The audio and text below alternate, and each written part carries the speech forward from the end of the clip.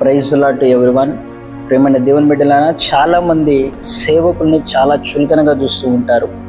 సేవకుల్ని ఎంతగానో హీనంగా చూసేవారు ఉన్నారు ఈ లోకంలో. కానీ సేవకుడు అంటే ఎవరంటే నిన్ను దేవునికి పరిచయం చేసేవాడు సేవకుడు.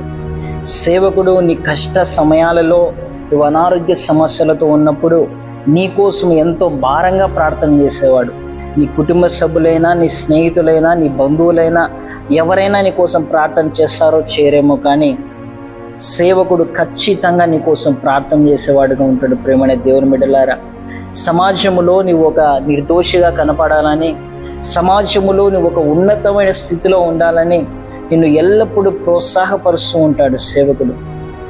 సేవకుడు అంటే ఎలా ఉంటాడంటే నీ యొక్క తప్పును దిద్ది, నీ తప్పును ఖండించి నీ జీవితాన్ని బాగు చేయడానికి ప్రయత్నిస్తూ ఉంటాడు. ప్రేమైన దేవుని బిడ్డలారా, తనకు ఉన్నా లేకపోయినా, తనకు అనారోగ్యం ఉన్నా, తన పరిస్థితి ఏ విధంగా ఉన్నా కూడా ఎప్పుడు నీవు పరలోకం చేరాలని, నీవు దేవుని వాక్యంలో నడవాలని, దేవుని కోసం నువ్వు జీవించాలని, నువ్వు బాగుపడాలని నీ కోసం పరితపించేవాడే సేవకుడు. కాబట్టి దయచేసి ఎవరు సేవకుడిని చులకనగా చూడొద్దండి. మీ సేవకుని గౌరవించండి, మీ సేవకుని కోసం ప్రార్థన చేయండి, మీ సేవకునికి మీరు అండగా నిలబడండి. దేవుడు మిమ్మల్ని దీవించునుగాక. Praise the lord.